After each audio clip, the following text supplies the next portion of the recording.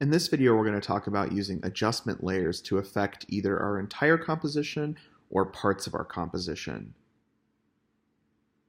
So just to talk about how this document is set up, I have this Spaceman 2, which is a layer with a layer mask. I have Spaceman, which is a layer with a layer mask and layer styles applied.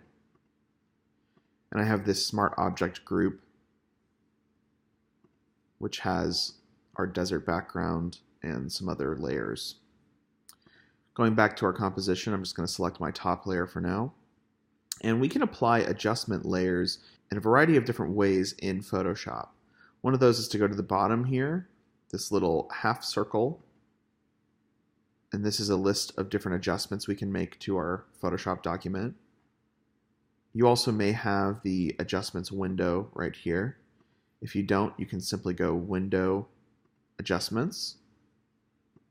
The adjustments window may be floated out, or it may be docked here, or you could dock it yourself. That's what I like to do. And just like that list I just showed you, this is the same thing but with icons. Same exact adjustments. Let's go ahead and pick one of these. I'll just pick the first one, brightness and contrast. And let's pause for a second and see what just happened. So what it did was it created a new layer called brightness and contrast 1. This layer has a different thumbnail preview than what we've seen before, and it has a layer mask, just like how our Spaceman does. However, this layer mask is entirely white, meaning it's not really doing anything right now. Then it also opened up the Properties window. If you don't see this, you can go Window, Properties to make sure that it's there. The Properties window is how we actually make adjustments on our adjustment layer. An easy way to get to this is also to simply double-click the thumbnail preview here, and it'll open up the Properties window. This lets you adjust the actual settings within the adjustment layer. So in this case, we have a brightness setting, and we have a contrast setting. So brightness is a measurement of light within the image, and contrast is how different the light and the dark is. So if I have the contrast really low, it looks very flat. If I have the contrast very high, it's very intense. I can manually type in numbers here. So for instance, if I know, okay, 20 is a good brightness and maybe 25 is a good amount of contrast for this kind of desert scene that I really want to make this image like hot, like feel very bright and intense, this might be a good setting to use. And right now it's affecting our entire composition. This brightness and contrast layer is affecting everything below it. So if I click and drag this layer and move it down here, it's no longer affecting Spaceman 2. If I drag it below Spaceman 1, it's no longer affecting Spaceman 1. So you can see as I move it around, it's affecting different layers. So it affects everything below it. All right? It's almost like a film or a screen that we have sitting on top of everything else. Let's say I only want to have it affect one layer. So in this case, I only want to affect Spaceman 2. So right now, Spaceman 2 looks like this. I only want to have this layer affect it. I'm going to turn that layer back on. And in the Properties panel, there's a really simple button right here. It's kind of a hidden button that says this adjustment layer affects all layers below. Click to clip it to a layer.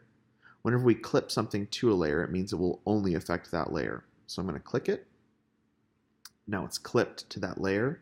And you can see it's only affecting our Spaceman 2. The Spaceman 2 becomes underlined to show us that. So I'm going to turn my brightness and contrast on and off. To make that more clear, I'll crank both of these up. So as you can see, it's only affecting the layer directly below it. Now the great thing about using adjustment layers is that they're 100% non-destructive. So at any time I can come in and adjust these and get a good setting on them.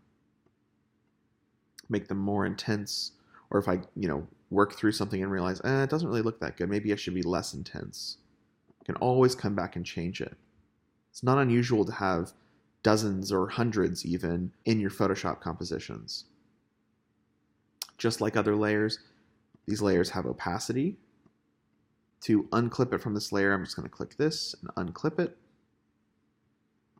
Let's go through some of the other adjustment layers. So we can go to our adjustments panel and pick something like hue and saturation, which is this one right here. Hue and saturation. Hue is the actual measurement of color. So as I move this around, cycling through different colors. Saturation is how much of that color. So saturation is very high. It becomes very intense. Saturation is very low. Becomes black and white. And then lightness is a setting of lightness or darkness. So we can kind of create this interesting alien planet. There's lots of other options in here in the adjustments panel. Remember, you can play around with which layers they affect and which ones they won't. So in this case, I'll only have it affect the very back layer by moving it below the others. And that's adjustment layers.